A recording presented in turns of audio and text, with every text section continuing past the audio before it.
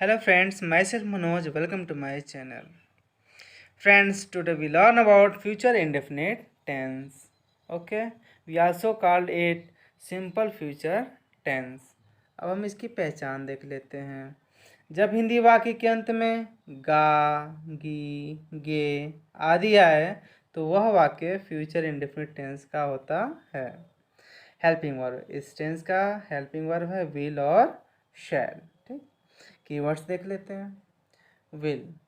Will का use second person and third person दोनों के साथ, दोनों के साथ इस्तेमाल किया जाता है। जैसे he, she, it, you, they, names. ठीक है, जो भी है सबके साथ विल का इस्तेमाल होता है।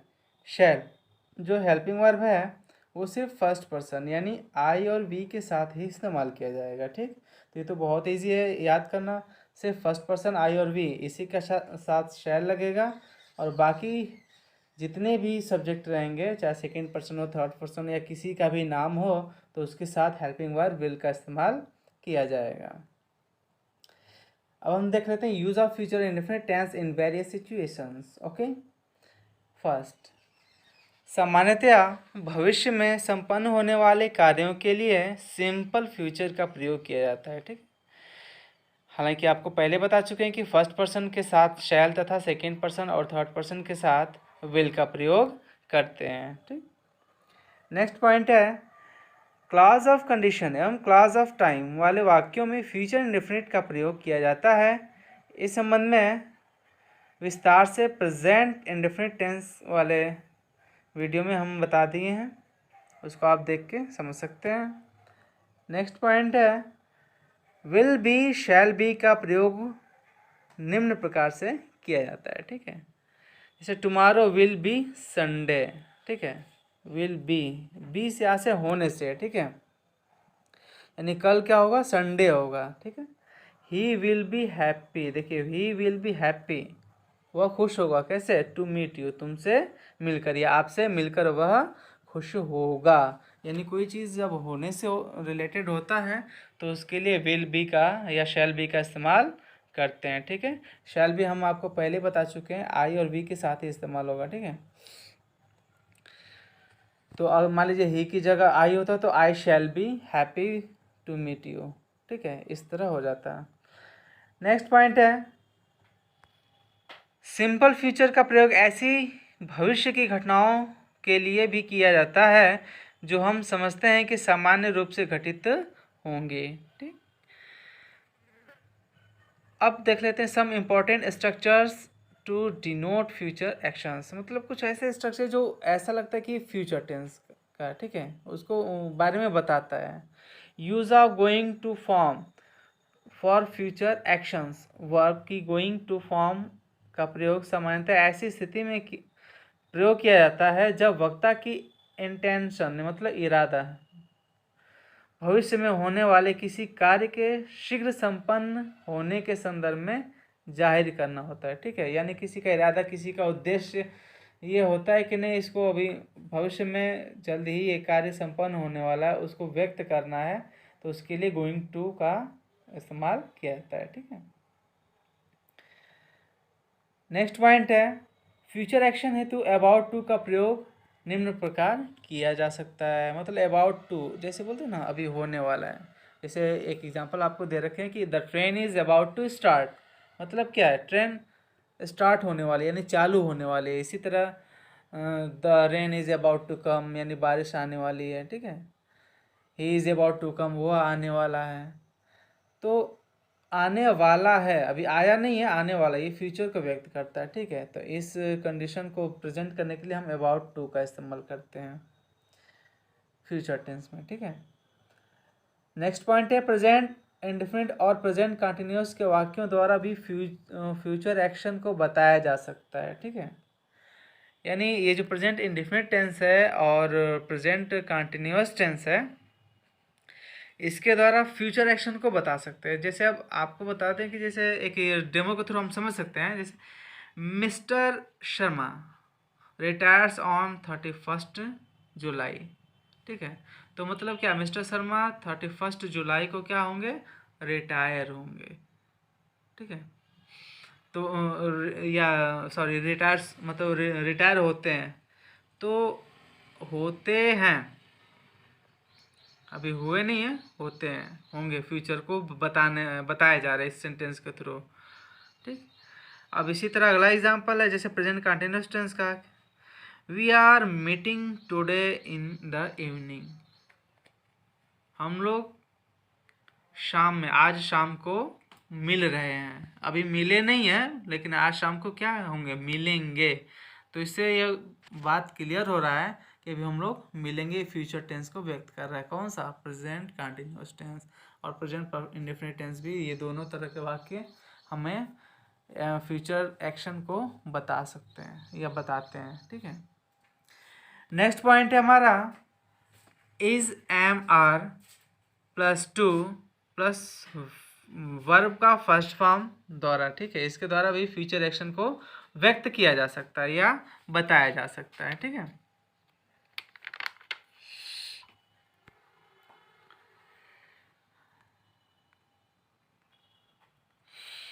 अब हम देखते हैं इसके रूल्स को। तो रूल नंबर फर्स्ट, यस यानी अफर्मेटिव सेंटेंस। रूल क्या है इसका, subject plus helping verb, will shall plus main verb का first form plus object plus ETC full stop. ठीक है। एग्जाम्पल है वह विद्यालय जाएगा। ठीक है, गा गे हम आपको पहले ही पहचान बता चुके हैं, बस देखते रहिए, जो चेंजिंग होता है वो वर्ब में ही होता है। तो he will go to school. ठीक। हम आकाश और विकास के साथ खेलेंगे, अभी खेले नहीं है, खेलेंगे। तो हम देखिए फर्स्ट पर्सन का सब्जेक्ट है तो हो जाएगा शैल।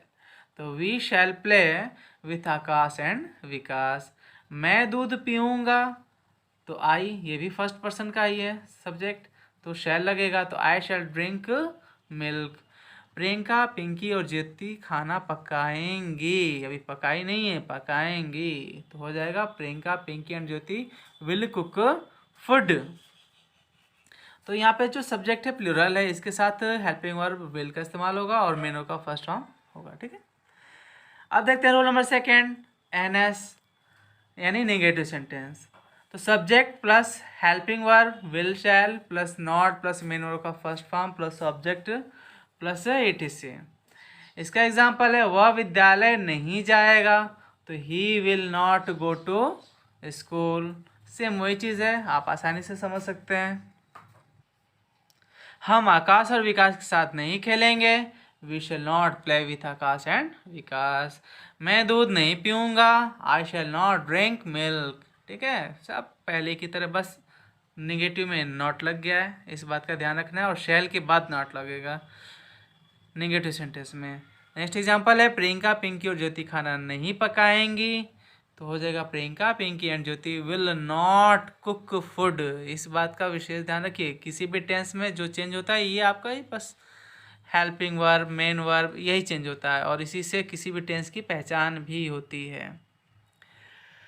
नेक्स्ट है रूल नंबर थर्ड, IAS क्या यानी इंट्रोगेटिव अफर्मेटिव सेंटेंस क्या, अर्थात ऐसे वाक्य जिनका जवाब सिर्फ हाँ या ना, यस या नो में ही दिया जाता है। इसका स्ट्रक्चर है helping verb will shall plus subject plus main verb का first form plus object plus ATC.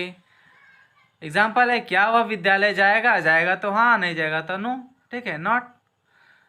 तो will he go to school. ठीक है, अब यहाँ पे क्या करते हैं, सब्जेक्ट के पहले विल हेल्पिंग वर्ब लगा देते हैं। हालांकि आपको बता दें कि इसमें क्या की अंग्रेजी व्हाट नहीं लिखेंगे, जब क्या से वाक्य शुरू होता है तो हम हेल्पिंग वर्ब को ही शुरू में लिख देते हैं और वही इसके लिए अंग्रेजी का कार्य करती है। ठीक है, या इसकी इंग्लिश वो खुद बन जाती है, इसका मीनिंग वो खुद निकालती है, और सब्जेक्ट के बाद मेन वर्ब लगा देते हैं।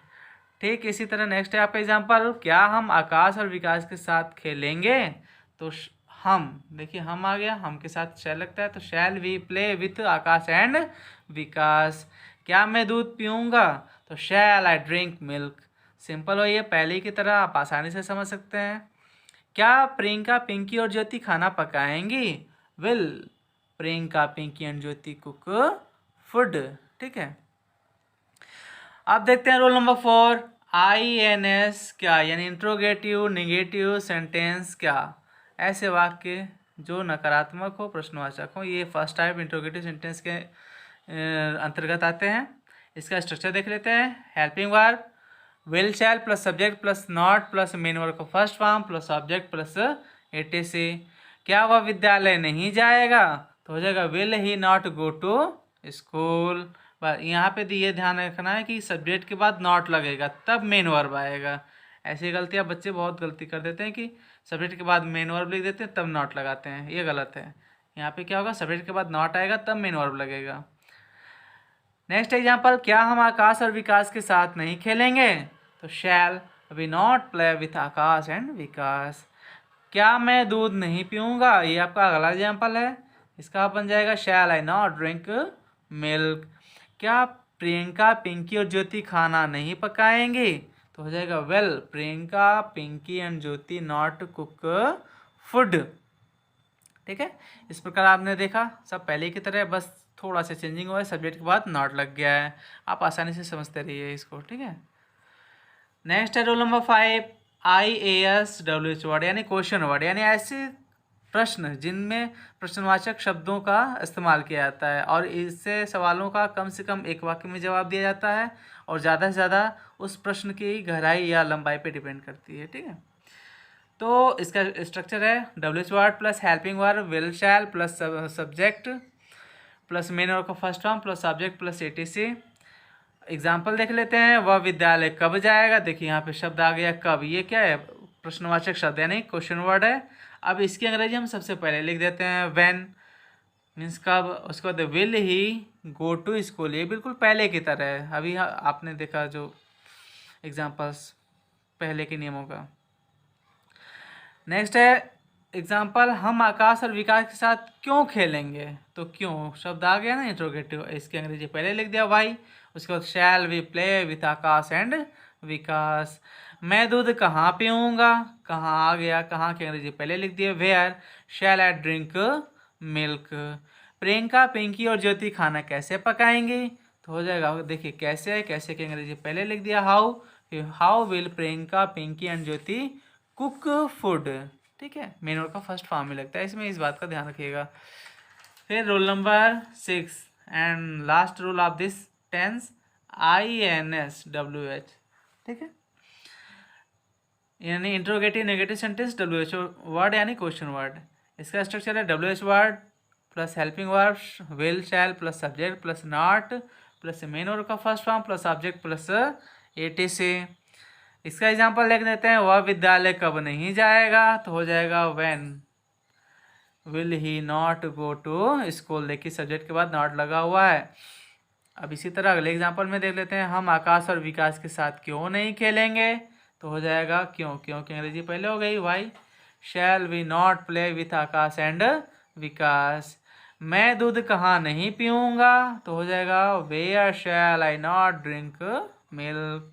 प्रियंका पिंकी और ज्योति खाना कैसे नहीं पकाएंगी, तो हो जाएगा how will Priyanka Pinky and Jyoti not cook food.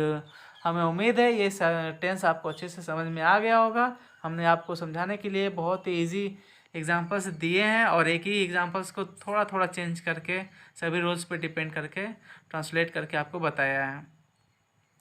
आपके लिए एक्सरसाइज फर्स्ट है शेर दहाड़ेंगे। ये सभी रूल्स पे डिपेंड करके आपको दिया गया है। ये फर्स्ट आपका जो सेंटेंस है वो AS पे, ठीक है। उसी तरह आपका सेकेंड NS यानी शेर नहीं दहाड़ेंगे। नेक्स्ट है IAS क्या, यानी क्या शेर दहाड़ेंगे। फिर INS क्या, क्या शेर नहीं दहाड़ेंगे। फिर IASWH वर्ड यानी क्वेश्चन वर्ड वाला रूल पे डिपेंड है, शेर क्यों दहाड़ेंगे। फिर INSWH वर्ड यानी क्वेश्चन वर्ड का ये एग्जाम्पल है, शेर कब नहीं दहाड़ेंगे। तो ये एक्सरसाइज आप अच्छे से ट्रांसलेट कर लीजिए और इसी तरह के वाक्य आप खुद बनाइए और उसे बनाकर ट्रांसलेट कीजिए। उम्मीद है आप अच्छे से इसको समझ जाएंगे, सीख जाएंगे। नेक्स्ट है एक्सरसाइज 2। आपके लिए कोई छोटा वाक्य है, बड़ा वाक्य है, बड़ा वाक्य देख के आप डर जाते हैं, बड़ा है कैसे ट्रांसलेट करें, तो इसको आसान बनाने के लिए हमने आपके लिए एक तरह से यूँ बोलिए कि स्टेयर बनाया यानी सीढ़ी बनाया है, ताकि आप एक एक स्टेप बढ़ते रहेंगे और आपको पता भी नहीं चलेगा कि आप कब ऊंचाई पे यानी छत पे चढ़ गए। ठीक उसी तरह यहाँ पे आपको पता भी नहीं चलेगा कि कैसे आप बड़े से बड़े सेंटेंस बनाना सीख गए। तो इसके लिए हमने छोटा सा सेंटेंस लिया, मैं खेलूँगा। बस अब इसी सेंटेंस में हमने एक एक वर्ड जोड़ा और ये धीरे धीरे बड़ा होता गया है। नेक्स्ट है क्या, मैं फुटबॉल खेलूँगा। देखिए इसमें हमने फुटबॉल जोड़ दिया है। ठीक है, अब एक एक वर्ड हम जोड़ते जा रहे हैं और ये सेंटेंस बड़ा होता जा रहा है। ठीक है, मैं प्रतिदिन फुटबॉल खेलूँगा, प्रतिदिन जोड़ दिया है यहाँ पे। फिर मैं प्रतिदिन शाम को फुटबॉल खेलूँगा, यहाँ पे हमने जोड़ दिया शाम को। मैं प्रतिदिन शाम को 5 बजे फुटबॉल खेलूँगा, देखिए 5 बजे जोड़ दिया। सब कॉमन चीज़ है, बस एक एक वर्ड हम जोड़ते जा रहे हैं। मैं प्रतिदिन कॉलेज के मैदान पर शाम को 5 बजे फुटबॉल खेलूँगा, देखिए यहाँ पे कॉलेज के मैदान पर जोड़ दिया हमने। मैं प्रतिदिन अपने मित्रों के साथ कॉलेज के मैदान पे शाम को 5 बजे फुटबॉल खेलूँगा, तो अपने मित्रों के साथ ये शब्द जोड़ दिया हमने। ये धीरे धीरे बड़ा होता रहा है। ठीक है, मैं प्रतिदिन अपने मित्रों के साथ अपने कॉलेज के मैदान पर शाम को 5 बजे फुटबॉल खेलूँगा। ठीक है, अपने मित्रों के साथ। ठीक है, अपने कॉलेज, यहाँ पे अपने शब्द जोड़ दिया। ठीक है, मैं प्रतिदिन अपने पुराने मित्रों के साथ अपने कॉलेज के मैदान पर शाम को 5 बजे फुटबॉल खेलूँगा, तो अब यहाँ पे पुराने मित्र जोड़ दिया हमने। ठीक है, मैं प्रतिदिन अपने पुराने मित्रों के साथ अपने कॉलेज के बड़े मैदान पर, देखिए बड़े मैदान पर शाम को 5 बजे फुटबॉल खेलूँगा, तो अब यहाँ पे हमने बड़े जोड़ दिया। आपने देखा सेंटेंस वही है, बस धीरे धीरे एक एक शब्द करते हुए यहाँ पे हमने बड़ा कर दिया। ठीक, अब इसमें कॉमन फैक्ट क्या है, सब्जेक्ट आपका बिल्कुल वही है और वर्ब आपका वही है। जो चेंज हुआ ऑब्जेक्ट चेंज हुआ। अब ऑब्जेक्ट जो चेंज होता रहा है, बस अब उसे ऐड करके ट्रांसलेट उसका करते रहेंगे, इंग्लिश बनाते रहेंगे और आसानी से आप इसको सीख जाएंगे कि how to translate into English from Hindi. Okay,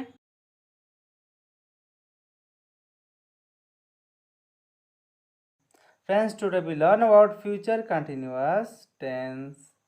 इसकी पहचान देख लेते हैं कि जब हिंदी वाक्य के अंत में रहा होगा, रही होगी, रहे होंगे आदि आता है तो वह वाक्य फ्यूचर कंटिन्यूअस टेंस का होता है। इस टेंस को फ्यूचर प्रोग्रेसिव टेंस या फ्यूचर इम्परफेक्ट टेंस भी कहते हैं। हेल्पिंग वर्ब, इस टेंस का हेल्पिंग वर्ब होता है विल बी, शैल बी।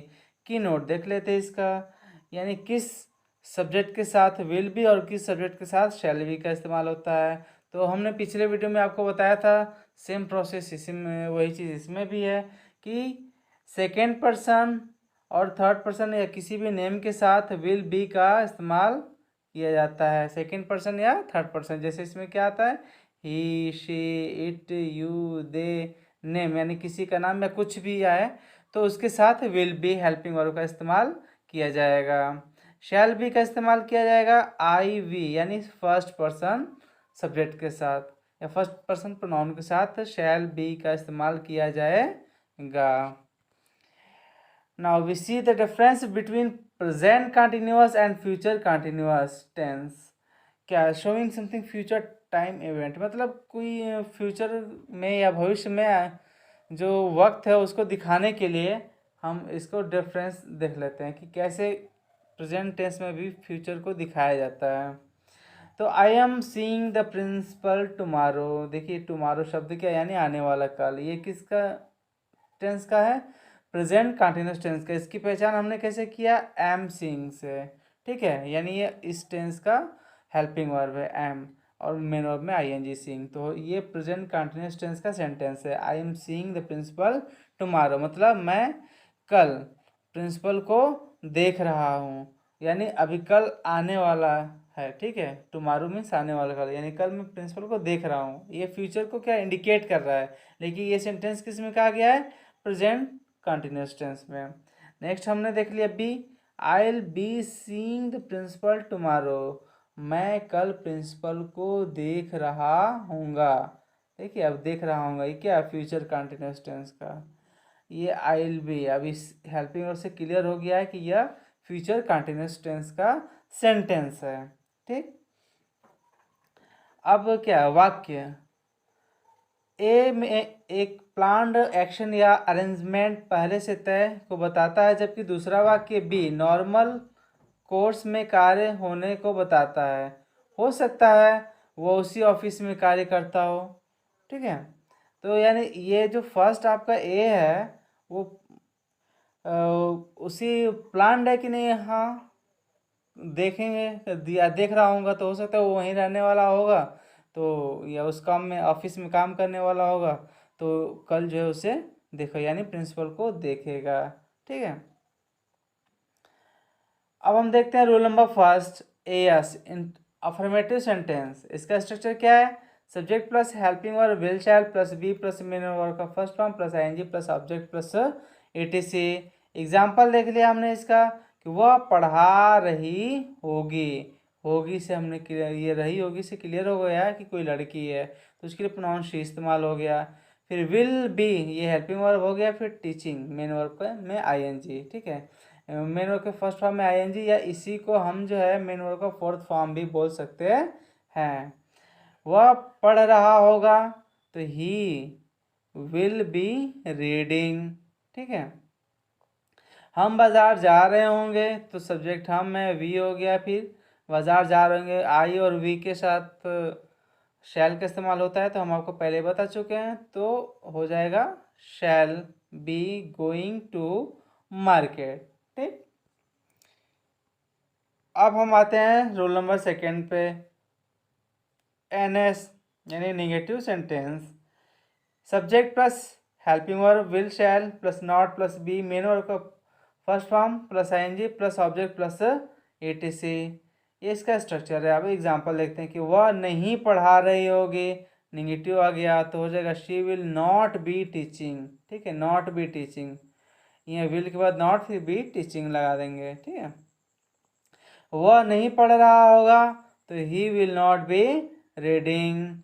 हम बाजार नहीं जा रहे होंगे तो हो जाएगा we shall not be going to market. ठीक है। अब रूल नंबर थर्ड देखते हैं। आई एस क्या यानी इंट्रोगेटिव अफर्मेटिव सेंटेंस क्या, यानी ऐसे वाक्य जो जिनका जवाब सिर्फ यस या नो में ही दिया जाता है। ठीक है। और वो क्या से स्टार्ट होते हैं, तो उसके लिए स्ट्रक्चर क्या है? Helping verb will shall plus subject plus be plus main verb का first form plus ING plus object plus ETC question mark लगाना नहीं भूलेंगे हम। क्या है? क्या वह पढ़ा रही होगी? अगर पढ़ा रही होगी तो हाँ, नहीं पढ़ा रही होगी तो ना, तो हो जाएगा विल शी बी टीचिंग। फिर क्या वह पढ़ रहा होगा तो हो जाएगा विल ही बी रीडिंग। क्या हम बाजार जा रहे होंगे तो हो जाएगा shall we be going to market. Now we see the rule number fourth. I N S क्या इंट्रोगेटिव नेगेटिव सेंटेंस क्या से शुरू होने वाले नकारात्मक प्रश्नवाचक वाक्य। इसका भी जवाब सिर्फ यस या नो में ही दिया जाता है। इसका स्ट्रक्चर देख लेते हैं। Helping verb I N S interrogative negative sentence का यह स्ट्रक्चर हो जाएगा। Helping verb will shall plus subject plus not plus be plus main verb का first form plus ING plus object plus ATC. Example देखते हैं कि क्या वह नहीं पढ़ा रही होगी तो हो जाएगा will she not be teaching, या इसको स्पीकिंग में बोलते हैं वॉन्ट शी बी टीचिंग। ठीक है। क्या वह नहीं पढ़ रहा होगा तो हो जाएगा will he not be reading, या स्पीकिंग में इसको शॉर्ट फॉर्म में बोलते हैं वॉन्ट ही बी रीडिंग। फिर नेक्स्ट है कि क्या हम बाजार नहीं जा रहे होंगे तो हो जाएगा shall we not be going to market, या इसको बोल सकते हैं स्पीकिंग में shan't we be going to market. Now we see the rule number fifth. पांचवा रूल देखते हैं क्या, IAS WH वर्ड यानी interrogative affirmative sentence question word. इसका स्ट्रक्चर देख लेते हैं। WH word plus helping verb will shall plus subject plus be plus main का first form plus ING plus object plus ETC। अब इसका देख लेते हैं एग्जाम्पल कि वह क्या पढ़ा रही होगी तो हो जाएगा what will she be teaching. वह कैसे, देखिए अभी हम क्या अंग्रेजी हम व्हाट पहले लिख दिए हैं, बाकी हेल्पिंग वर्ब शी के साथ जो लगेगा विल, उसके बाद बी टीचिंग लिख दिया। ठीक इसी तरह नेक्स्ट एग्जांपल देख लेते हैं कि वह कैसे पढ़ा रहा होगा, सॉरी वह कैसे पढ़ रहा होगा, तो कैसे हाउ पहले लिख दिया, फिर विल ही बी रीडिंग हो जाएगा। हम बाजार क्यों जा रहे होंगे, तो क्यों की अंग्रेजी पहले लिख दिए वाई। उसके बाद shall we be going to market. ठीक है। Now we see the rule number 6 and last rule of this tense. INS WH word interrogative of negative sentence question word वाले वाक्य। तो इसका WH वर्ड स्ट्रक्चर हो जाएगा WH word plus helping verb will oblique shall plus subject plus not plus be plus main verb का first form plus ING plus object plus etc। वह क्या नहीं पढ़ा रही होगी, तो हो जाएगा व्हाट। क्या की अंग्रेजी व्हाट हमने पहले लिख दिया। उसके बाद will she not be teaching. वह कैसे नहीं पढ़ रहा होगा, तो हो जाएगा हाउ। कैसे का लिख दिया, फिर विल ही नॉट का फिर सब्जेक्ट के बाद नॉट लिख दिया, बी रीडिंग। हम बाजार क्यों नहीं जा रहे होंगे, तो क्यों की अंग्रेजी पहले लिख दिया भाई, फिर शैल लगा दिया क्योंकि वी है, वी के साथ शैल लगता है, फिर उसके बाद नॉट लगा दिया, फिर बी गोइंग टू मार्केट। अब हम आपके लिए ये एक्सरसाइज दे रखे हैं ताकि आप आसानी से समझ सकें और प्रैक्टिस करते रहें। और आप जब तक प्रैक्टिस करते रहेंगे आप इसका और आसान होता जाएगा ये टेंस। ठीक है, क्योंकि ये सारा ग्रामर जो प्रैक्टिस पे ही डिपेंड होता है। तो हमने आपके लिए एक ही सेंटेंस रखा है, बस थोड़ा चेंज कर दिया है अकॉर्डिंग टू रूल। तो एस क्या है, वर्षा हो रही होगी। NS नेगेटिव सेंटेंस, वर्षा नहीं हो रही होगी। IAS क्या, यानी क्या वर्षा हो रही होगी। INS क्या, क्या वर्षा नहीं हो रही होगी। IAS WH वर्ड, वर्षा क्यों हो रही होगी। INS WH वर्ड, वर्षा कहाँ नहीं हो रही होगी।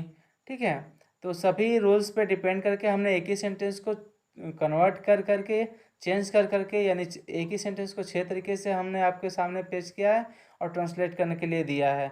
आप इसको ट्रांसलेट कीजिए और इसके अतिरिक्त इसी तरह के सेंटेंस आप खुद बनाइए और उसको भी 6 रूल पे आप खुद बदल कर लिखिए और उसको इंग्लिश में ट्रांसलेट कीजिए। इससे आपकी प्रैक्टिस अच्छी हो जाएगी और आपकी इंग्लिश भी अच्छी हो जाएगी।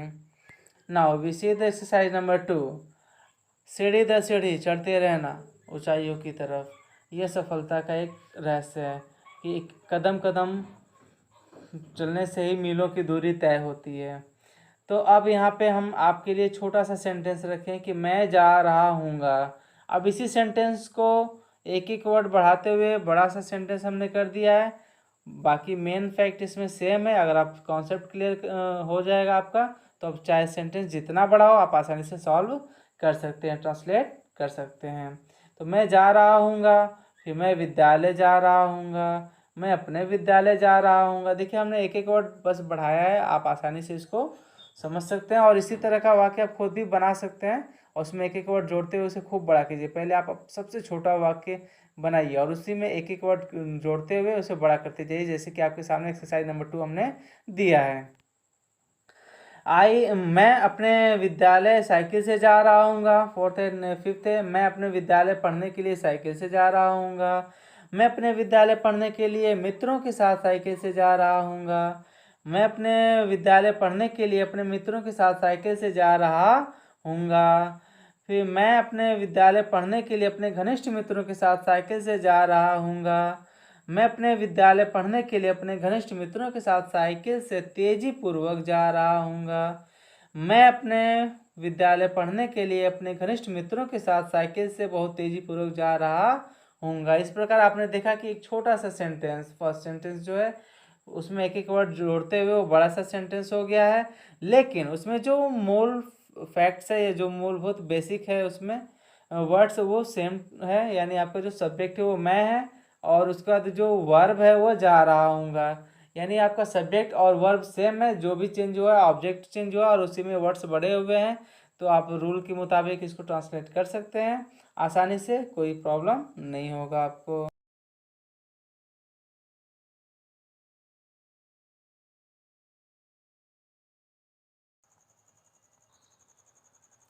Today we learn about future perfect tense.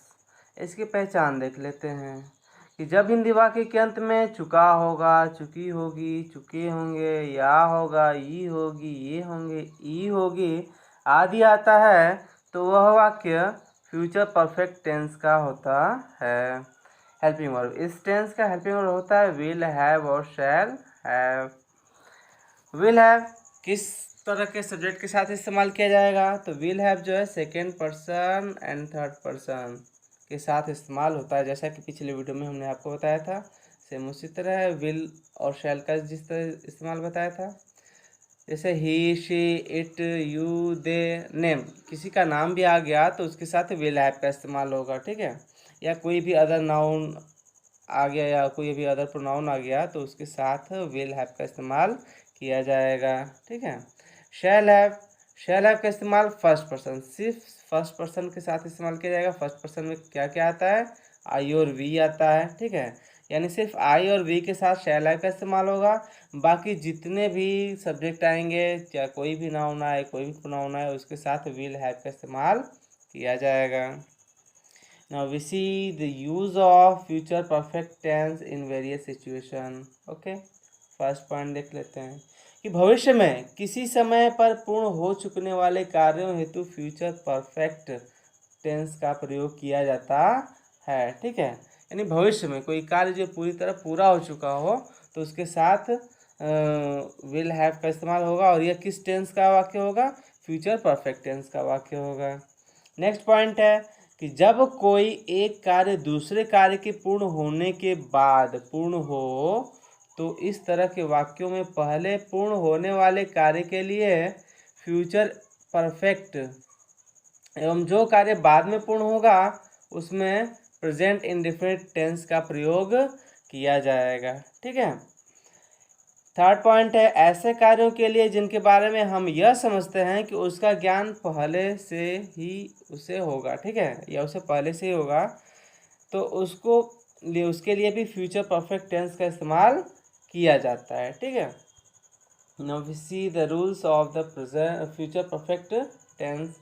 First rule क्या है इसका? यस, यानी अफर्मेटिव सेंटेंस स्ट्रक्चर हो जाएगा कि subject plus helping verb will have, will या shall plus have plus main verb का third form plus subject plus etc. देखिए परफेक्ट टेंस की पहचान है मेन वर्ब का थर्ड फॉर्म। जहाँ मेन वर्ब का थर्ड फॉर्म लगेगा समझिए कि वो परफेक्ट टेंस का है, चाहे वो प्रेजेंट परफेक्ट हो, पास्ट परफेक्ट हो या फ्यूचर परफेक्ट हो। इसका एग्जाम्पल देख लेते हैं कि वह जा चुका होगा तो हो जाएगा he will have gone, go went gone, go का ये फॉर्म चलता है तो थर्ड फॉर्म जो है वर्ब का गॉन होगा। किसका? वर्ब का, गो का। नेक्स्ट एग्जांपल है वह अपना कार्य पूर्ण कर ली होगी तो हो जाएगा शी, वह के लिए शी लिख दिया, will have completed her work. Her work अपना की अंग्रेजी है, ये शी के लिए इस्तेमाल किया गया। शी का पोसेसिव फॉर्म हर होता है, यानी जितने भी पोसेसिव फॉर्म होते हैं सबका मतलब अपना होता है, लेकिन वह सब्जेक्ट के अनुसार अपने की अंग्रेजी अलग अलग होती है, जो कि हम आपको पिछले video pronouns and it's sounds वाले वीडियो में बता चुके हैं, ठीक है। उसे आप देख के अच्छे से समझ सकते हैं। मैं नहा चुका हूँ, अगला एग्जांपल है आपका I shall have taken bath. वे सो चुके होंगे तो हो जाएगा they will have slept. Okay, next है एग्जाम रूल आपका सेकेंड एनएस निगेटिव सेंटेंस। इसका स्ट्रक्चर है subject plus helping verb will shall plus not plus have plus main का third form plus subject plus etc. ध्यान रहे not के बाद have लगाना है, ठीक।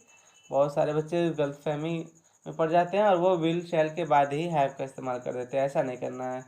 तो एग्जाम्पल देख लेते हैं, वह नहीं गया होगा तो हो जाएगा he will not have gone. फिर नेक्स्ट है वह अपना कार्य पूर्ण नहीं की होगी या कर ली होगी, इस तरह भी आ सकता है, दोनों की अंग्रेजी सेम होगी, अलग नहीं होगी, ठीक है। तो हो जाएगा she will not have completed her work. मैंने नहीं नहाया होगा या मैं नहीं नहा चुका हूँगा, दोनों की अंग्रेजी सेम होगी। I shall not have taken bath. वे नहीं सोए होंगे या वे नहीं सो चुके होंगे, ठीक है। इन दोनों कंडीशन में एक ही इंग्लिश होगी कि they will not have slept. Next है रोल नंबर थर्ड IAS। क्या? Interrogative affirmative sentence. क्या इसका स्ट्रक्चर है? Helping verb will shall plus subject plus have plus main verb का third form plus object plus ATC. Example देख लेते हैं कि वह क्या वह जा चुका होगा। देखिए ऐसे क्या हम आपको पिछले वीडियो में भी बता चुके हैं, प्रेजेंट और पास्ट के भी सारे वीडियोज में, जो क्या से वाक्य शुरू होते हैं या जो प्रश्न क्या से शुरू होते हैं, तो ऐसे वाक्यों में या इस तरह के वाक्यों में हम क्या की इंग्लिश व्हाट नहीं लिखते हैं, जबकि बल्कि उस टेंस के हेल्पिंग वर्ब को सब्जेक्ट से पहले लिख देते हैं और वही क्या की इंग्लिश बन जाती है। तो वह क्या वह जा चुका होगा, और ऐसे सवालों को जब यस या नो में ही दिया जाता है, इस बात को भी हमने बताया था। फिर वही बात है, तो क्या वह जा चुका होगा, जा चुका होगा तो हाँ, नहीं जा चुका होगा तो ना। तो विल पहले लगा दिए, फिर उसके बाद हैव गॉन। ये बात ध्यान रखना है कि विल पहले लगा और सब्जेक्ट के बाद जो है हैव लगेगा, ठीक है, इसमें आप कंफ्यूज मत होइएगा। नेक्स्ट एग्जांपल है, क्या वह अपना कार्य पूर्ण कर ली होगी या कर चुकी होगी, तो हो जाएगा will she have completed her work. क्या मैं नहा चुका हूँगा, तो हो जाएगा shall I have taken bath. क्या वे सो चुके होंगे या सो लिए होंगे, दोनों की इंग्लिश सेम होगी, will they have slept. Okay, now we see rule number 4। चौथे रूल को देखते हैं, क्या है, INS क्या इंट्रोगेटिव नेगेटिव सेंटेंस, क्या से शुरू होने वाले प्रश्नवाचक नकारात्मक वाक्य है। इसका स्ट्रक्चर क्या है, helping verb will shall plus subject plus not plus have plus main verb का third form plus subject plus etc। Example देख लेते हैं, क्या वह नहीं गया होगा, तो will he not have gone. ये ध्यान देना है कि ही के बाद नॉट आएगा, उसके बाद तब हैव आएगा, ठीक है, और विल आपका पहले रहेगा सब्जेक्ट के, उसके बाद तब मेन वर्ब आएगा, ठीक। नेक्स्ट एग्जांपल है, क्या वो अपना कार्य पूर्ण नहीं कर ली होगी या पूर्ण नहीं कर चुकी होगी, तो हो जाएगा will she not have completed her work. क्या मैं नहीं नहाया हूँगा, तो हो जाएगा shall I not have taken bath. क्या वे नहीं सोए होंगे, तो हो जाएगा will they not have slept. इस बात को आप ध्यान में रख लीजिएगा, कभी भूलिएगा नहीं, सब्जेक्ट के बाद नॉट हैव लगता है, ठीक है, नॉट ये सब्जेक्ट के बाद आता है, और बाकी जो विल शैल है वो सब्जेक्ट के पहले लगेगा। नेक्स्ट है rule number 5, IAS WH word यानी interrogative affirmative sentence, WH word यानी क्वेश्चन वर्ड, यानी ऐसे वाक्य जिनके बीच में प्रश्नवाचक शब्द होता है और उसका जवाब कम से कम एक वाक्य में दिया जाता है, अधिकतम उस प्रश्न की गहराई या लंबाई पर डिपेंड करती है। इसका स्ट्रक्चर हम देख लेते हैं, WH वर्ड या question word, helping verb shall will plus subject plus have plus main verb का third form plus subject plus etc। Last में क्वेश्चन मार्क लगाना नहीं बोलेंगे, नहीं तो हमारा बना बनाया सेंटेंस बिल्कुल गलत हो जाएगा। सब भले ही बिल्कुल सही बना है, लेकिन लास्ट में मार्क अगर हम भूल गए तो वो हमारा गलत हो जाएगा। ये ग्रामर है, बिल्कुल मैथ की तरह होता है। वह कहाँ जा चुका होगा, ये एग्जाम्पल है, तो हो जाएगा where will he have gone. उसने क्या पूर्ण कर लिया होगा, देखिए उसने क्या पूर्ण कर लिया होगा, तो हो जाएगा what will she have completed. अब देखिए यहाँ पे उसने क्लियर नहीं है कि वो लड़का है या लड़की है, तो आप यहाँ पे ही या शी दोनों में से कुछ भी लिख सकते हैं। अगर आप यह माने कि वो लड़की है तो शी, और यह माने कि वो लड़का है तो ही, ठीक है, तो आप दोनों बना सकते हैं, गलत नहीं होगा, दोनों सही माना जाएगा, ठीक है।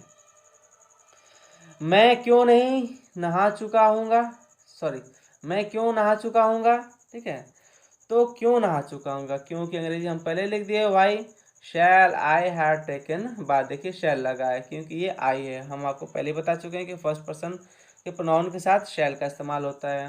नेक्स्ट है, वे कैसे सो चुके होंगे, तो हो जाएगा how will they have slept.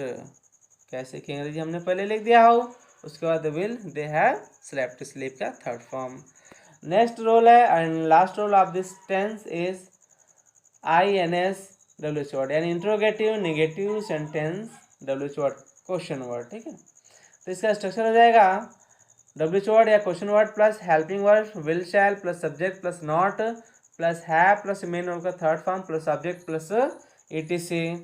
अब इसके एग्जांपल देख लेते हैं कि वह कहाँ नहीं जा चुका होगा। देखिए ये निगेटिव है तो हमें ध्यान देना है, ये सब्जेक्ट के बाद ही नॉट आता है, ये तुम माइंड में सेट कर लीजिए। तो और इसके पहले बाकी हेल्पिंग वर्ड और क्वेश्चन वर्ड आते हैं।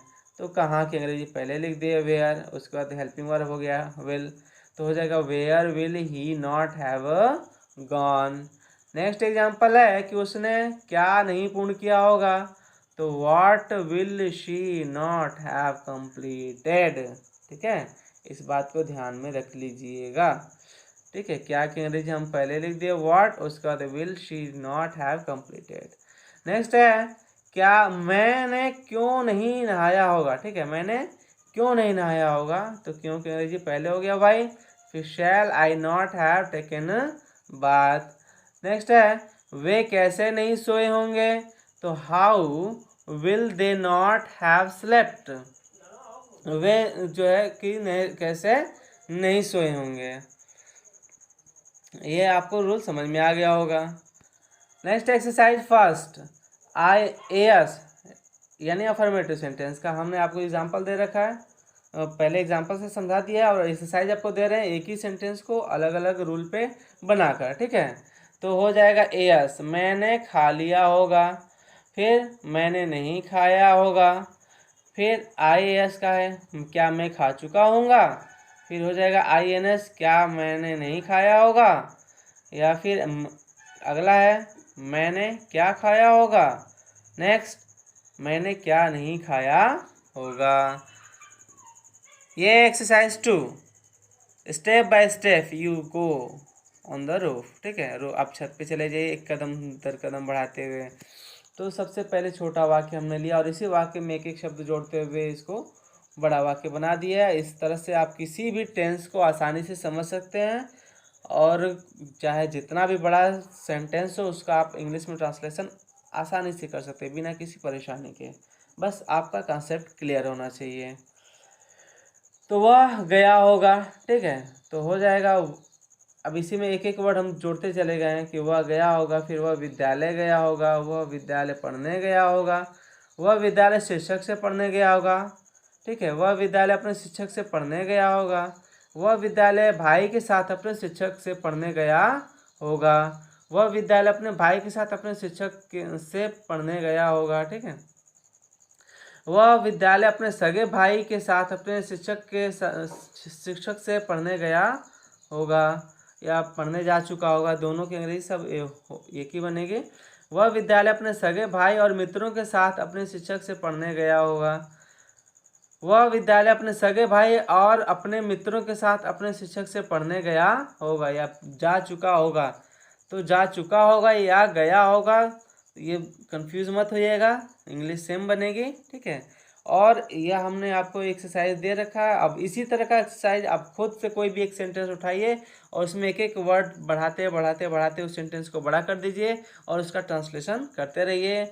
आपकी एक्सरसाइज बहुत ही अच्छी हो जाएगी, तो उससे आपका इंग्लिश भी अच्छा हो जाएगा, आप कोई भी ट्रांसलेशन आसानी से कर सकते हैं।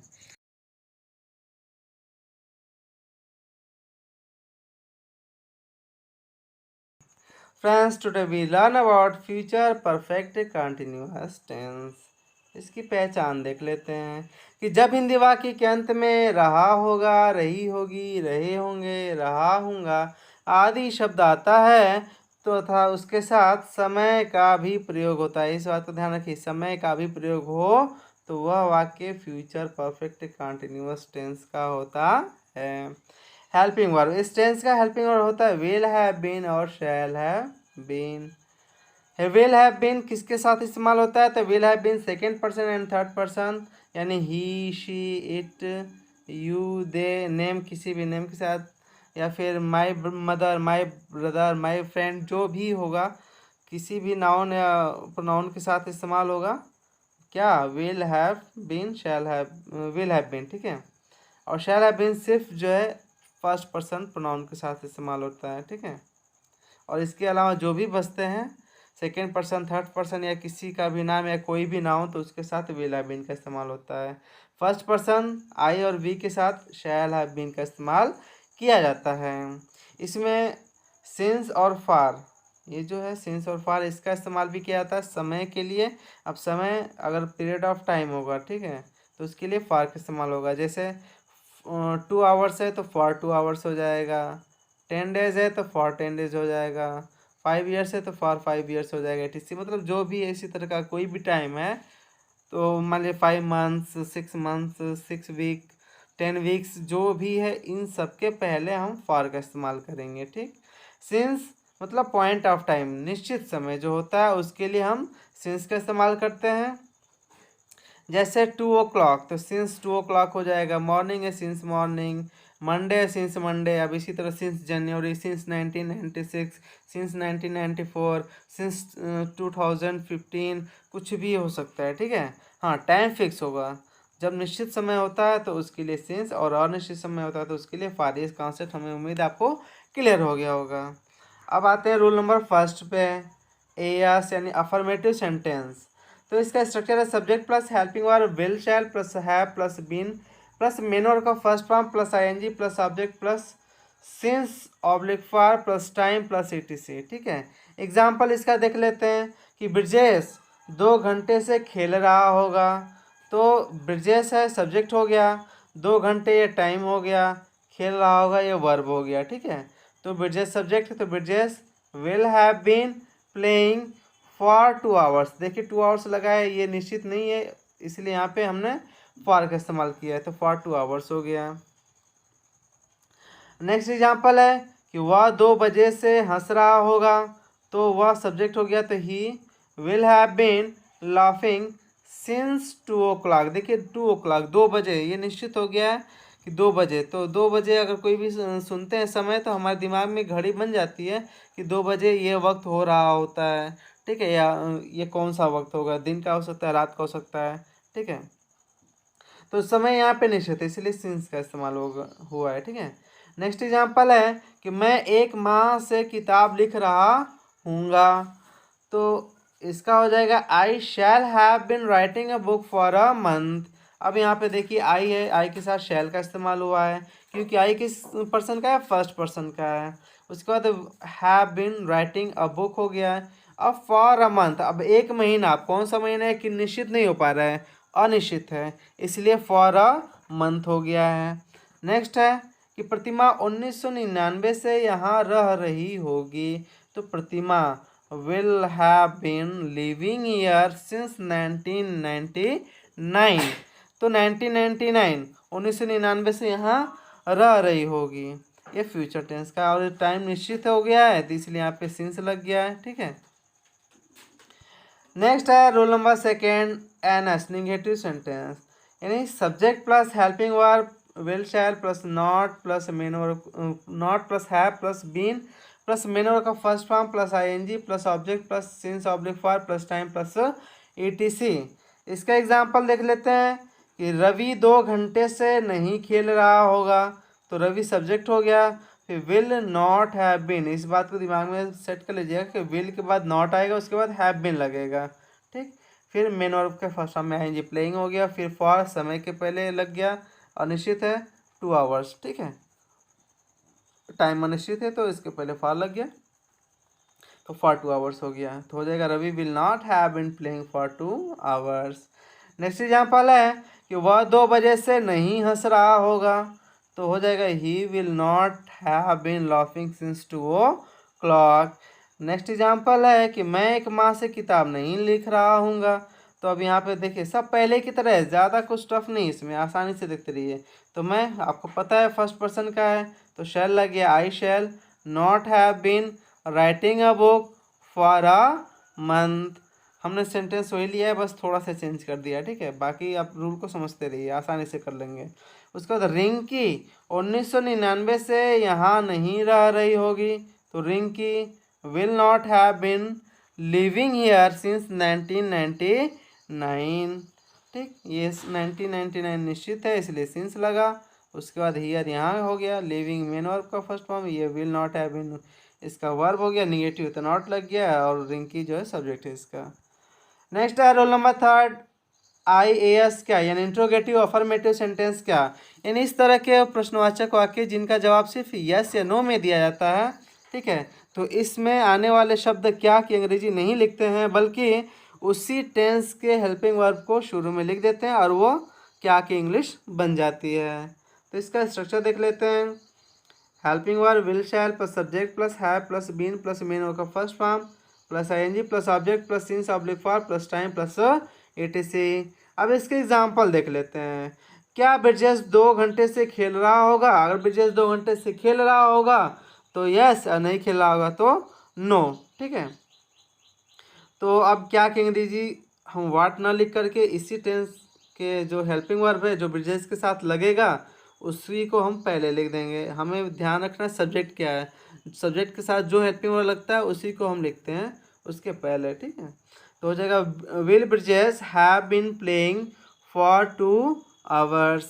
नेक्स्ट एग्जाम्पल है कि क्या वह 2 बजे से हंस रहा होगा? तो हो जाएगा will he have been laughing since 2 o'clock।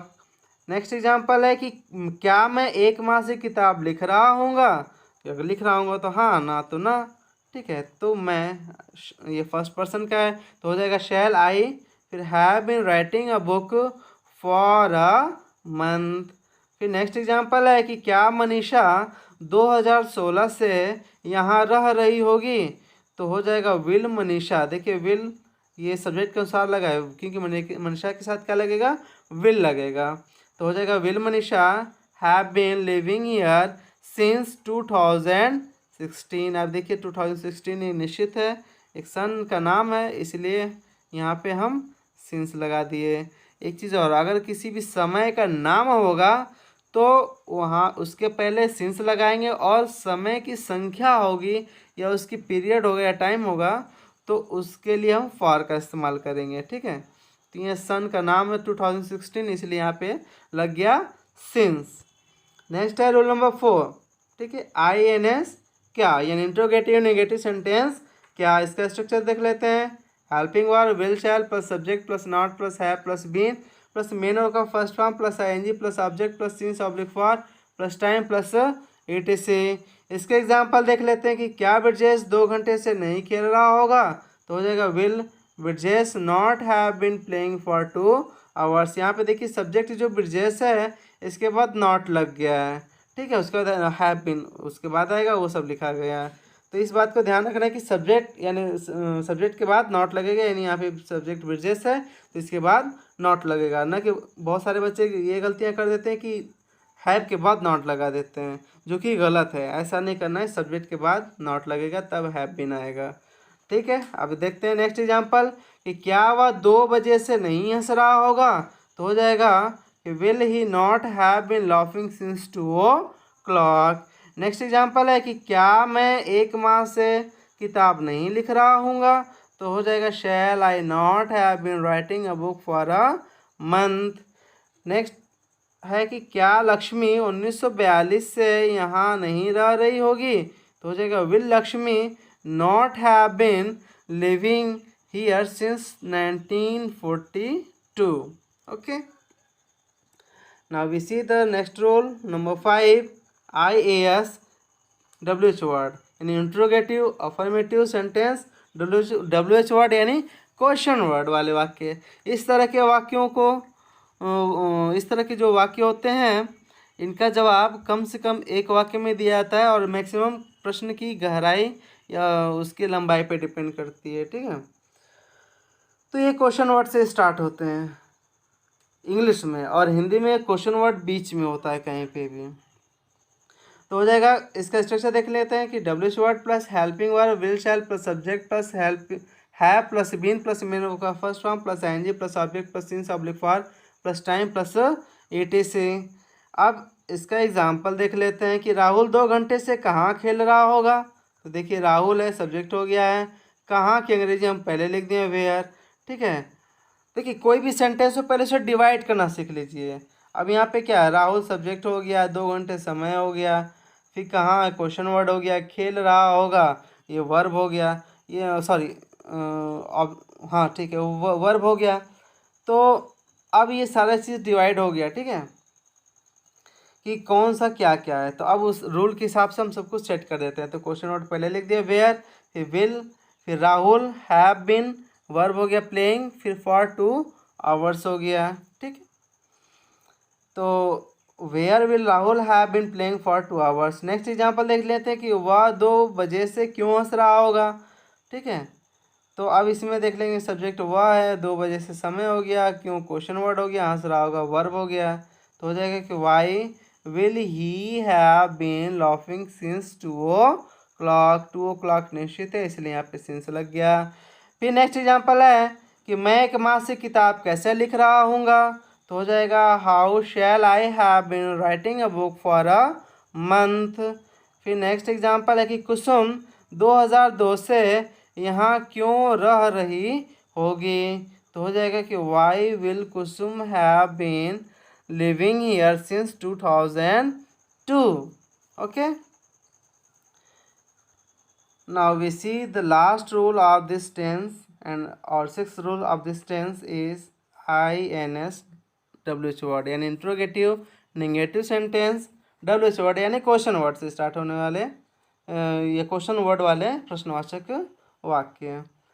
तो अब इसका स्ट्रक्चर देख लेते हैं कि WH वर्ड है helping verb will shall plus subject plus not plus have plus been plus main word का first form plus ING plus object plus since oblique for plus time plus ETC। ठीक है, अब इसके एग्जाम्पल देख लेते हैं कि पवन 2 घंटे से कहाँ नहीं खेल रहा होगा, तो हो जाएगा कि where will Pawan not have been playing for 2 hours। ठीक है, तो अब यहाँ पे देखिए पवन सब्जेक्ट हो गया है, यहाँ पे लिख दिए, फिर 2 घंटे से टाइम हो गया, टाइम को लिख दिए यहाँ पे, अनिश्चित है इसलिए फॉर लगा दिया पहले, वेयर यानी कहाँ, वेयर। ठीक है, यहाँ पहले लिख दिए शुरू में, नेगेटिव ये सब्जेक्ट के बाद आएगा, इस बात को दिमाग में पॉइंट कर लीजिएगा, नोट कर लीजिएगा। उसके बाद हैव बीन, फिर प्लेइंग वर्ब हो गया, लग जाएगा, उसके बाद फॉर 2 hours। ठीक है, तो इसका हो जाएगा कि where will Pawan not have been playing for 2 hours। Next example देख लेते हैं कि वह 2 बजे से क्यों नहीं हंस रहा होगा, तो हो जाएगा वाई, क्योंकि अंग्रेजी पहले लिख दें कि will he not have been laughing since 2 o'clock। मैं एक मासिक किताब कैसे नहीं लिख रहा हूँगा, तो हो जाएगा कि how shall I not have been writing a book for a month. Next example है कि राधा जनवरी से यहाँ क्यों नहीं रह रही होगी, क्यों नहीं रह रही होगी, तो हो जाएगा यहाँ पे कि why will Radha not have been living here since January. जनवरी से क्यों नहीं रह रही होगी, तो देखिए जनवरी क्या है, एक निश्चित समय है, इसीलिए हम यहाँ पे क्या लगा दिए हैं, सिंस। हम आपको पहले भी बता चुके हैं कि जब समय का नाम हो तो सिंस लगाएंगे, बहुत ही आसान है इसको समझना। जब समय का नाम हो तो सिंस लगाएंगे, और जब समय की क्वांटिटी हो, ठीक है, तब वहाँ पे हम क्या लगाएंगे, फॉर लगाएंगे। तो जैसे यहाँ पे 2 hours है तो ये क्वांटिटी है, फॉर लग गया। ये 2 o'clock है, ये देखिए समय का नाम है, तब यहाँ पे क्या हो गया, सिंस लग गया। देखिए फॉर अ मंथ, मंथ क्या है, अ मंथ एक महीना, ये क्वांटिटी है, तो यहाँ पे फॉर लग गया। और यहाँ पे देखिए जनवरी नाम हो गया टाइम का, तो सिंस लग गया। हमें उम्मीद है आपको ये समझ में आ गया, और ये सिंस और फॉर वाला जो कॉन्सेप्ट है बिल्कुल क्लियर हो चुका होगा। अब आपके लिए एक्सरसाइज फर्स्ट दिए हैं कि मैं 2 घंटे से पढ़ रहा हूँगा, वे सुबह से टीवी नहीं देख रहे होंगे, क्या आकाश 2 बजे से दौड़ रहा होगा, क्या वह 3 घंटे से नहीं नाच रही होगी, वह 2 वर्षों से यहाँ क्यों रह रहा होगा, तुम पिछले महीने से वहाँ क्यों नहीं जा रहे होगे। देखिए हमने सभी रूल्स पे डिपेंड करके एक एक वाक्य लिख दिया है। अब इसी तरह के वाक्य आप खुद से बनाइए, अपने लाइफ से जुड़े हुए वाक्य बनाइए और उसको इंग्लिश में ट्रांसलेट कीजिए। इस तरह इंग्लिश आपके खून में दौड़ेगी, आप जो है अच्छे से इसको कहीं पे भी फ्रिक्वेंटली बोल सकते हैं, किसी को भी बता सकते हैं, समझा सकते हैं। ठीक है, और आपको इसके सीखने में भी कोई समस्या नहीं आएगी, कोई परेशानी नहीं होगी। नेक्स्ट है आपका एक्सरसाइज 2। अब आपके लिए हमने छोटा सा वाक्य लिया है और इसी में एक एक वर्ड जोड़ते हुए इसको हम बड़ा करते चले गए हैं, ताकि आप आसानी से सीखते रहिए। ठीक है, बिना किसी परेशानी के। पहले कदम फिर दूसरे कदम, इस तरह कदम दर कदम बढ़ाते रहिए। इस तरह एक कहावत कहा गया है कि मीलों की दूरी जो है पहले कदम से ही शुरू होती है, या पहले कदम जब स्टार्ट होता है तभी मीलों की दूरी तय होती है। तो दिया है आपको एक्सरसाइज, इसको ट्रांसलेट करते रहिएगा आप लोग। तो वह सुबह से पढ़ रहा होगा, वह सुबह से नाटक पढ़ रहा होगा। देखिए एक एक वर्ड बढ़ाते चले गए हैं, आप इसे आसानी से ट्रांसलेट कर सकते हैं। वह सुबह से शेक्सपियर का नाटक पढ़ रहा होगा। देखिए आप एक ट्रांसलेट करेंगे तो अगला आपको बहुत आसानी से समझ में आ जाएगा और उसे भी आप ट्रांसलेट कर लेंगे। वह सुबह से विलियम शेक्सपियर का नाटक पढ़ रहा होगा। वह सुबह से कमरे में विलियम शेक्सपियर का नाटक पढ़ रहा होगा। वह सुबह से अपने कमरे में विलियम शेक्सपियर का नाटक पढ़ रहा होगा। वह सुबह से अपने कमरे में मित्र के साथ विलियम शेक्सपियर का नाटक पढ़ रहा होगा। वह सुबह से अपने कमरे में अपने मित्र के साथ विलियम शेक्सपियर का नाटक पढ़ रहा होगा। वह सुबह से अपने कमरे में अपने मित्र के साथ नाटककार विलियम शेक्सपियर का नाटक पढ़ रहा होगा। वह सुबह से अपने कमरे में अपने मित्र के साथ अंग्रेजी नाटककार विलियम शेक्सपियर का नाटक पढ़ रहा होगा। इस प्रकार देखा कि एक छोटे से वाक्य को हमने एक बड़े वाक्य में चेंज कर दिया है। इसमें सब्जेक्ट वही है, वर्ब वही है, टाइम वही है। अब जो भी बदला है ऑब्जेक्ट बदला है और उससे आप आसानी से ट्रांसलेट कर सकते हैं बिना किसी प्रॉब्लम के। उम्मीद है आपको ये वीडियो समझ में आ गया होगा, इससे आपको बहुत ही लाभ हुआ होगा। Okay friends, now we meet in next video. Bye.